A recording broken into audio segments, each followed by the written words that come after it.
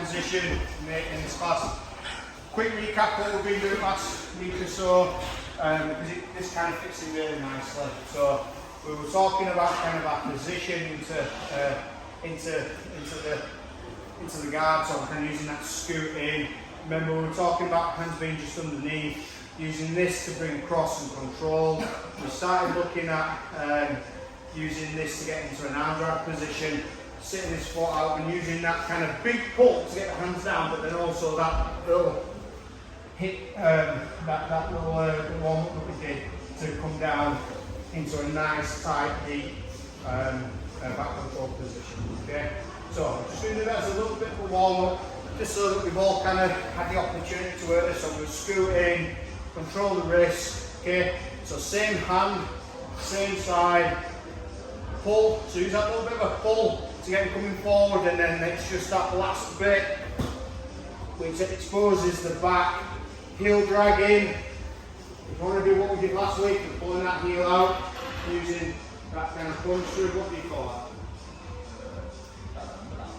Yeah, he's showing his face with you, which you're all going to get.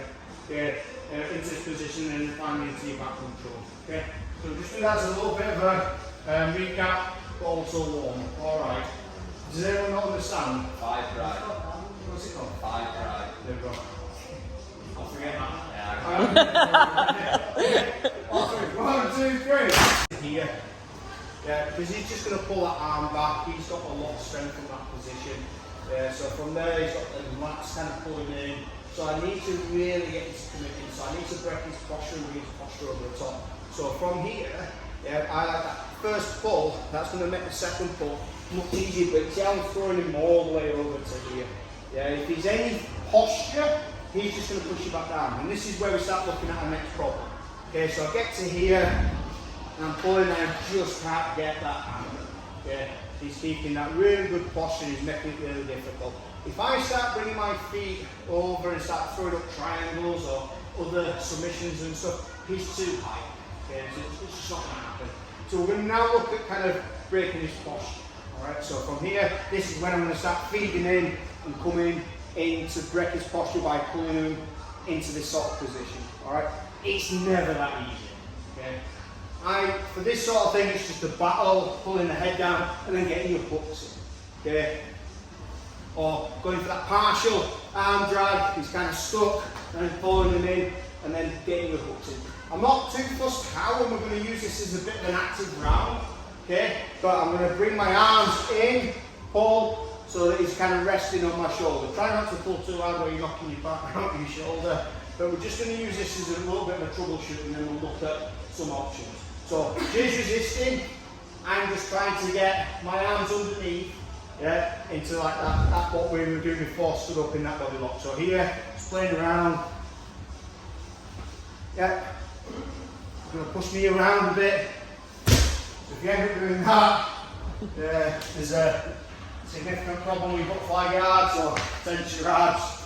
Yeah, don't feel silly. It's usually there's just something like that. Okay, so a little bit of resistance, not track pass, but you're making it a little difficult for the person to get 2 arms underneath. And then we'll go through and troubleshoot it a little bit. Right, on 3. 1, 2, 3. And especially from a seated guard.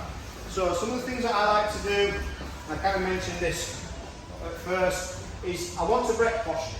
So if he's back here, yeah, my arms don't actually physically reach far enough to get my hand around the back. So posture is really important.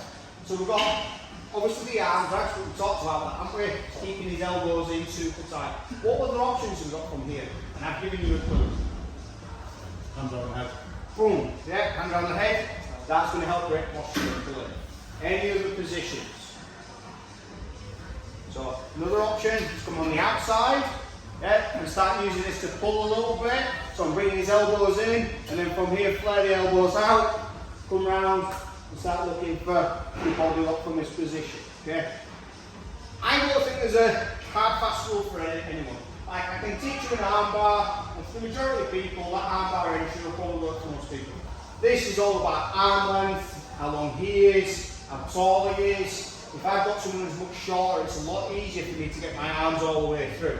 Okay, so you've got to look at your partner and your opponent to work out kind of what the best entry is. But if you just think about what the premise is just correct posture, pulling forward a little bit.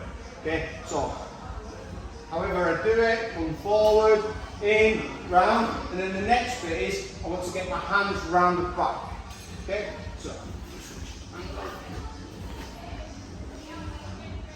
so in, and then I'm going to bring my hands nice and high into this position. When I get to here, this is where I flare my elbows out. Okay, so I'm lifting my shoulders and flare my elbows out a little bit. Okay, and then from this position, this is where I'm going to look for my first sweep. Okay, so here, rocking down, even if it crosses hand, you can switch, use that hook to then start going into side control mount, whatever we want to call it. Okay, so we're going to get our hands in, we're going to go nice and high, and we're going to flare our elbows now. Now, the further the arms come up into this position, which we call a 5-0, a Hawaiian 5-0, which is probably only one person will get that reference, like being arrested, okay, it makes it a lot easier to sweep. But we'll look at options if their arms are in this position. Just have a little play with the sweep first. So, in, up, nice and high, into your sweep. Okay? If you pause, step the course away, complete sweep. Alright, here we go. 1, 2, 3.